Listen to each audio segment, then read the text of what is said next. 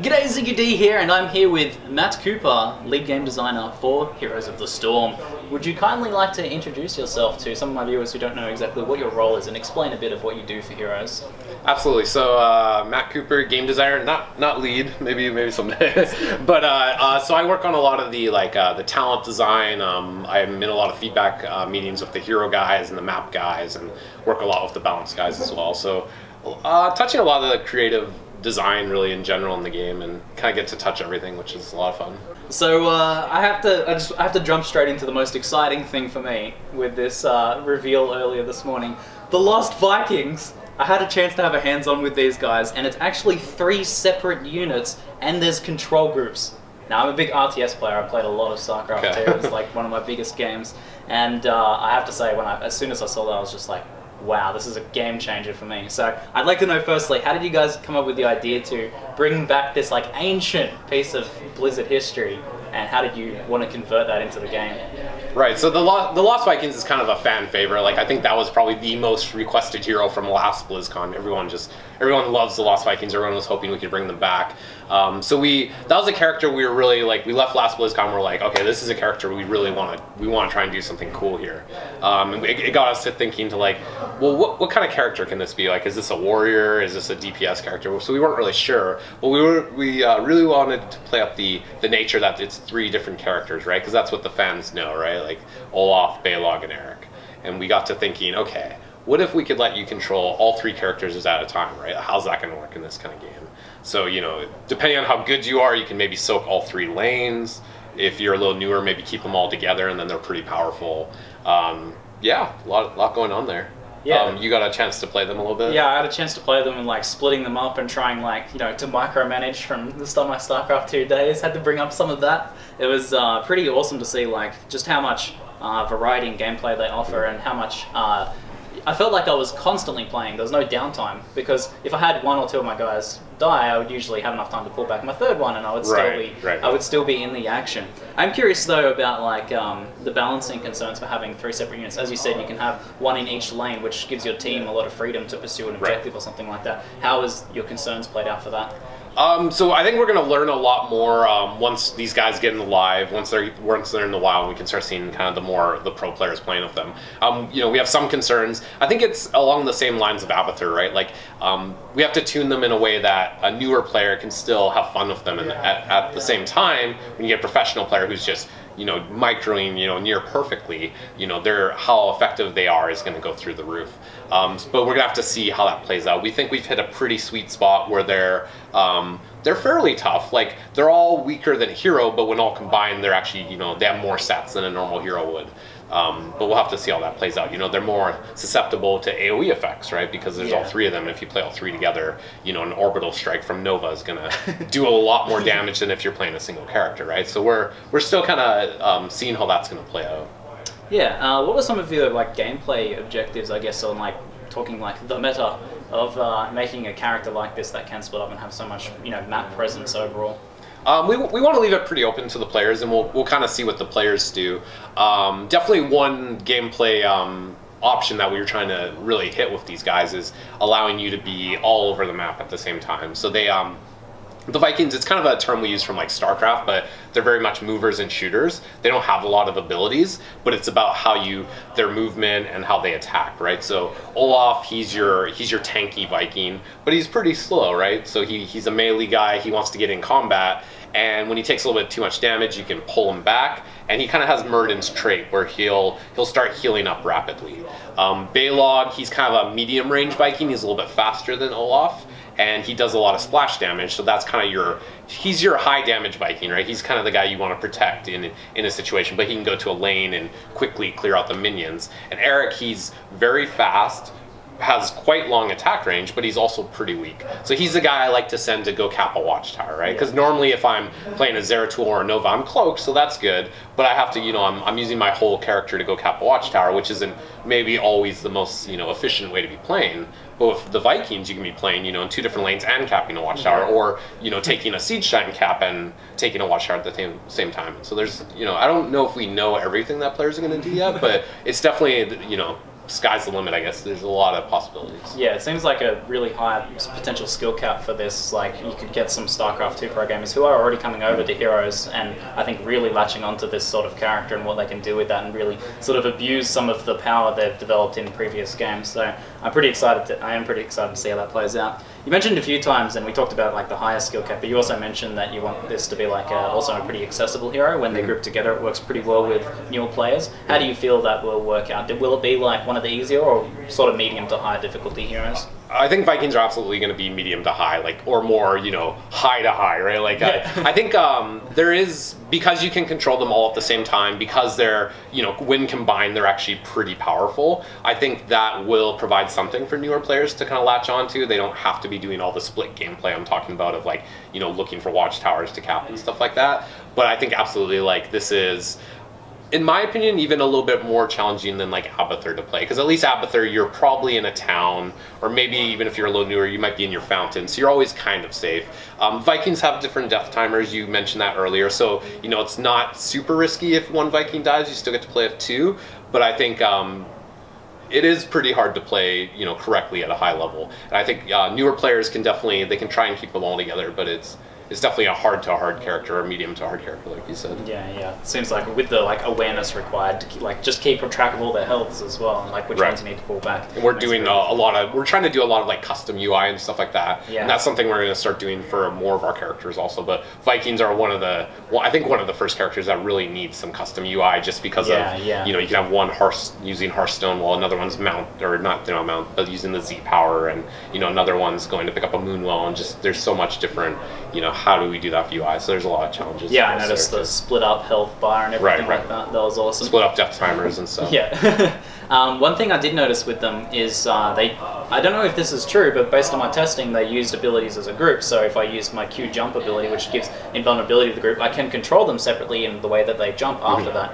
But it sort of acted together. Is this kind of intentional, or do you want to be able to use abilities at separate times? That is intentional. Like we talked a lot about, we had a lot of challenges earlier on where, so you've played them a little bit. They don't actually start with any abilities, right? They don't have a Q, a W, or an E ability. And that was something we did intentionally after a lot of testing, right? We started them early on. I think early on we had a skill shot on them, and that was a disaster because, you know, they're all aiming skill shots from different part of the map, and you have no clue, you know, who's using that. And something we learned kind of early on is like, it's really hard to display a bunch of different cooldowns, because depending on which Viking you're looking at, you know, does this Viking have this ability active or not? Is it on cooldown? So we kind of learned that we wanted some abilities, but we wanted them to be kind of global for all the Vikings. I think right now the Z power, which is like a sprint power for them, I think that one can be individually used on the Vikings, and we're going to see how that plays out. We think there's a lot of gameplay there of like, Olaf is getting focused fire, so you use Z on him to run away quickly, but Balog didn't blow his cooldown and stuff like that. Yeah. But yeah, I think there's a jump talent which you can get on Q, and that one is obviously when you activate it, they all use it at the same time, but you can still control them all individually. And we have, I think, one for W and E as well, I think. So onto Thrall and Jaina, because Lost Vikings I'm most excited about. Right, that's part of the That's only one part of it. Yeah. So there is Thrall and Jaina. How did you feel like bringing those guys into the game, their abilities translated over? Because I saw some gameplay for Jaina, and it was the Blizzard ability, and it just looked so good. The impact of it, I was like, wow, that looks so awesome. Thank you. I'll tell our guys. Yeah, so you know, these are both huge characters from the the Warcraft franchise, right?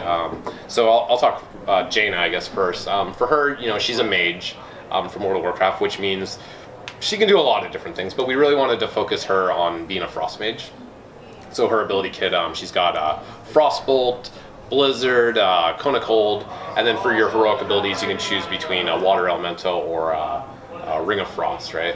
So her gameplay is very much, she's our first real mage, which is pretty exciting. A lot of people kind of consider Nova a bit of a mage, the way she plays right now, but the fantasy behind Nova is not necessarily a mage, right? She's more of your sniper, kind of assassin character. So Jaina is our first real mage, and we're pretty excited about that. Her trait, as you do consecutive abilities, you're going to slow the enemy characters and do a little bit of additional damage. So you kind of want to line up, maybe your Frostbolt's kind of spammy, so you might want to line up your Frostbolt first and then drop a Blizzard, which does some more damage, or Cone of Cold and stuff like that. A lot of interesting talents. You can make your Cone of Cold like snare the enemies or make them vulnerable, stuff like that. So it sounds like in terms of like, also going to be a follow-up question, like what sort of niche did you want to feel with them? So that's like that spellcastery sort of feeling niche, but also the crowd control there. So right, yeah, she's got quite a bit of soft CC, not a lot of like stuns or anything like that, but she's constantly slowing you down.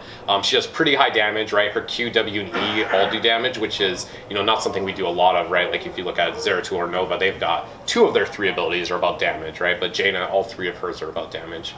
So she can do a lot of damage in the game for sure. It seems like from that the skill kind of thing would be focused on how well you keep up that weaker slow, like not a hard CC but a soft CC. Is that kind of what you're going for with that? Yeah, you definitely want to. There's a couple talents. I think at level 1 you get to make a choice between having a more powerful CC or having a CC that lasts a little bit longer if you want to, you know, rotate your abilities maybe a little bit slower. Yeah, so there's definitely some gameplay there. Yeah, I can definitely see the skill cap potential for that character there in that design. Awesome. So on to Thrall. How did you feel like he sort of translated over? Right, Thrall was interesting for us. So, you know, War Chief, huge character from Warcraft. It's kind of funny, early on, if you've played Rhaegar, a lot of Rhaegar's kit was actually Thrall from, I don't know, a year back or whatever, before we released Rhaegar. So we kind of had, you know, like a chain healing, a lightning shield totem. Basically that was Thrall's kit for a while. And something we kind of, you know, we got a lot of feedback from around, you know, the studio and stuff on was, you know, Thrall should be... People wanted to see Thrall do a lot of damage, basically. They want to see him in combat, you know, whether that's like an enhancement shaman or an elemental shaman. So they kind of wanted that vibe. So we really liked Thrall's old kit, so we kind of put that on Rhaegar. You know, it really fits well on him and changed up a couple of things. So Thrall, we really wanted to focus on, you know, there's a couple of directions we could have gone, but we really honed in on the idea of him being a melee DPS. Wind Fury was kind of a key component of like who this character is, right? He's melee, he's DPS, he attacks fast, he does a lot of damage. So for his kit, we have Chain Lightning on your Q, which is basically what it sounds like. You target an enemy, it's going to bounce and do damage to a couple targets. W is going to shoot out a wolf, and it's like a skill shot that does damage as it travels, and it's going to ensnare the first enemy it hits. And E is your Wind Fury, which gives you a movement speed increase and also an attack speed increase. I think you get like 3 really quick auto attacks. And that all kind of feeds into your trait, which as you do damage with your abilities, you're going to build up some stacks of your trait that will eventually heal you. So I think you need, I think it's tuned right now to be 5 stacks, and your Chain Lightning is going to get you 3 if it hits 3 targets and that kind of thing. So he's kind of one of those characters. He's a melee assassin, so you have to be careful about, you know, overcommitting with him because you can get in a lot of trouble.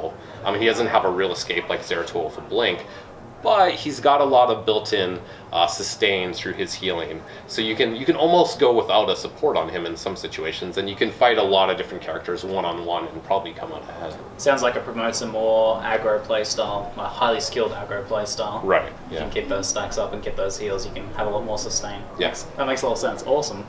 So the other thing I wanted to talk about was in terms of characters. This might be a little bit off topic, but we had the release of the announcement of Overwatch today, and after getting Lost Vikings, you know, drawing from another further back IP, you guys looking forwards as well, and maybe being able to draw some heroes across from Overwatch? They seem really well designed, could fit well. It's a possibility. It's something we're not really talking about yet. I think we're excited about the idea of doing it, maybe eventually, but right now, you know, we're still trying to hit so many characters from Warcraft, StarCraft, and Diablo. And Lost Vikings, you know, that was almost a one-off for us, but yeah, so I think it's something we're excited about the possibility of, but it's not something we're actively looking at doing right now. Probably give people a chance to play around with in the actual game. Oh, absolutely. Yeah. That makes sense. I just had to get that question in there. I know it's on everyone's lips. That's a good question. So about the new maps, I didn't have a chance in the hands-on yet to really like look into their mechanics and how they play out. So would you mind sort of explaining what some of the meta or gameplay goals, what you were trying to get out of these new maps and how they work?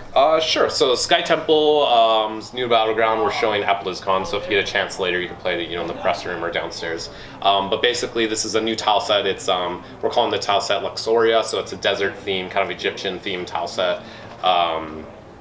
Basically, the mechanic on this is periodically a couple capture points are going to they're going to spawn on the map, and if you stand on one of the capture points, your team will control it.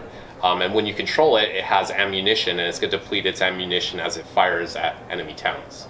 So it's kind of a hybrid of almost like Blackheart's Bay and Dragonshire a little bit.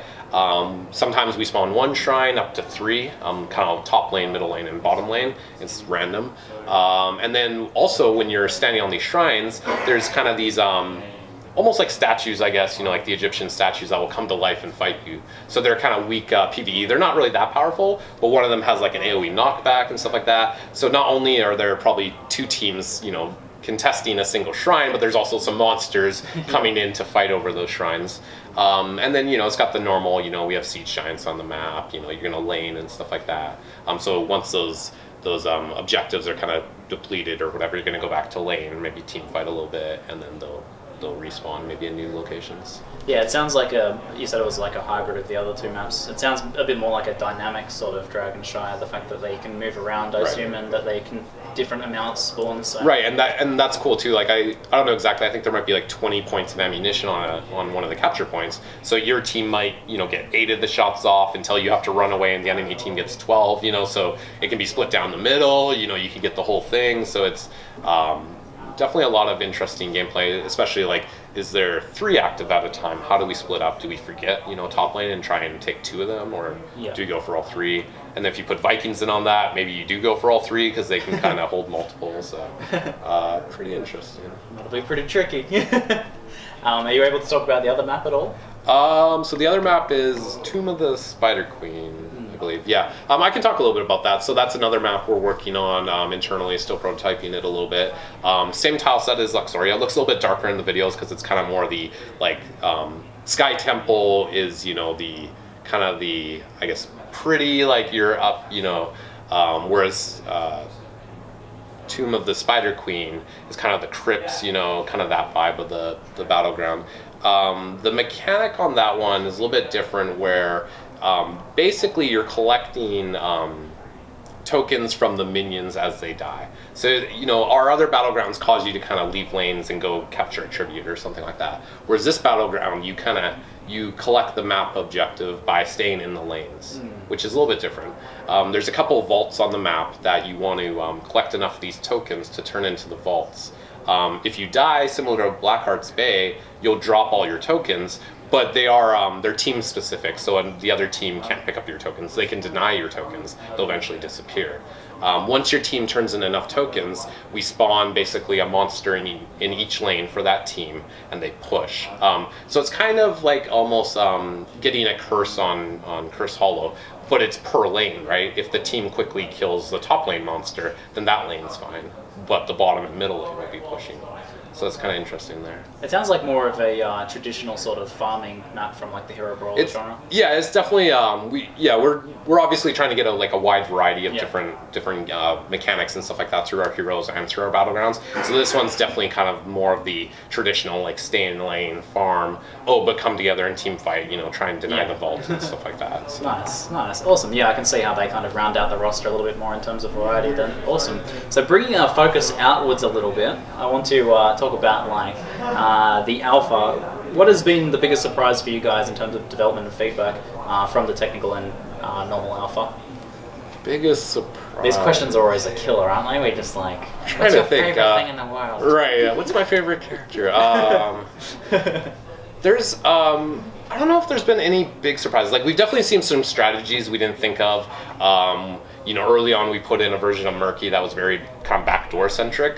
And that was a little bit surprising, kind of how the community ran with that, and we had to kind of react to that quickly. And you know, we didn't really like that gameplay of him hiding out and, you know, zerging a core or something like that. So we've had a couple surprises of different strategies and stuff there. But I think overall, like, you know, everyone's been super excited about the game, and I wouldn't say that's surprising, but it's something like that, you know, that validated a lot of what we're doing. So we're really excited about that. People want more battlegrounds, they want more heroes and stuff like that. So. Nothing too big, I guess. Nothing too like surprising, but very good stuff. Right? Yeah, I think like there's definitely, we've been getting a ton of feedback and stuff like that, so we're able to react to that stuff. But I think everything's going, you know, exceedingly well, really. Awesome. So wondering about kind of like the way you guys have ran early access. This has been a pretty long early access plan like you guys started with Technical Art, it had to even give a different label because it was Right. so early, even though it looked polished, it still has undergone a lot of development. And like the length of that, I've been curious because from like a YouTube and Twitch point of view, there's like a lot less interest in watching the game at the moment because people are frustrated they can't play. It's like so long to wait. It's like, Right. I can't watch anymore. It's torture for myself. And then, but when we were here and Heroes was announced, like in the opening ceremony, it got one of the loudest cheers. So you can tell fans are still very definitely excited Right. about it. But this like kind of long, drawn-out alpha process seems to have an impact on people's interest in the game over time. How do you guys feel like that's played out? I think different people would have different perspectives on it. It's one of those things like we knew we were changing a lot of kind of the core mechanics that people are used to in these kind of games. So we wanted to get it out there kind of early for people. It's also, because it is a 5v5 game, it's harder for us to test internally. You know, we need to get 10 developers together to test it, whereas a game like StarCraft's much easier for us to do some one-on-one testing. We can bang out a bunch of games pretty quickly. So there was a lot of value in us putting it out there to a large audience and seeing, you know, all the different combinations of strategies they could come up with, and it's, you know, we've learned a lot from doing that. So I think there's good and bad things about doing it. I think like obviously there's a lot of players who are really excited to get their hands on this, and you know, us going to closed beta in January, I think we'll start to be able to pull in a lot more players soon. But overall, I think it's been pretty successful, and you know, testing a lot of features. I think we've redone the UI like 3 times, and you know, we can't do a lot of that without getting a lot of your guys' feedback. So. I think a lot of it comes down to kind of unfounded drama. We saw a similar thing with Hearthstone where people are like, the game's dead and it's not even out yet because no one's watching it. But then when it actually came out, wow. And we actually have a really vibrant like community right now for, you know, for being such a small group of players who can actually play, right? Like, yeah, I think we're going to see our first real set of esports kind of, you know, we've got, we invited 4 big esports teams: Fnatic, Cloud9, Team Liquid, and EG, right, to compete at Blizzcon. So I think that's going to be, you know, that's almost going to kick off our esports scene a little bit, I think, and it's going to be interesting to see, you know, with big audience and stuff like that, what that actually looks like. I am seeing a lot of people from the StarCraft scene showing a lot of interest in the game and like really getting into it now to get that kind of competitive advantage a bit. So I do think that it's going to go pretty well. Yeah, we're excited. Awesome. So one last thing I wanted to ask was about like accessibility for the game. During the Overwatch sort of discussion panel, they talked a bit about how their support characters were really designed at bringing people in who were not used to the genre, so having like healing classes be people who aren't good shooters can play them and enjoy that. However, support I feel in Heroes is quite usually a difficult class to play well, and like your team depends on you exceedingly well, and like I guess some of like the more micromanagement heavy ones like Abathur can be quite difficult to play as well. How do you guys feel like, what sort of heroes are you trying to bring in to make the game more accessible, or what sort of do you feel fits that role to make the game have a wider appeal for people who haven't played like other MOBAs and stuff like that? Right, I think it depends on what character you're like. Obviously, like if you're playing Abathur, yeah, he is a very challenging character, right? Like that's probably not the first character you should pick up if you're playing Heroes. But I think a character like Uther, who's kind of your traditional support, right? He's pretty tough. He can take a lot of damage. His abilities kind of have a little bit longer cooldown, so they're a little bit easier to use.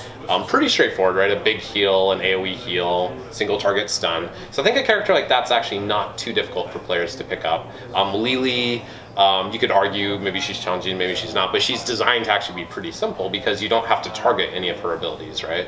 Her Q is just going to go to the nearest ally who's missing some health, right? So I think we're trying to get a wide variety of characters where a new player who's coming in can gravitate to these characters and they can be pretty effective. But, you know, someone like you or myself who's played a lot of games, we can gravitate to maybe an Abathur or a Lost Vikings and do, you know, all kinds of crazy strategies that, you know, maybe is something a newer player won't do on their first couple of games, right? Yeah. Awesome. Well, I'm very excited to see how the game goes. I'm hyped for beta and having more people in to play with. So thank you for talking to us today. It was really great. Thank you. It's my pleasure.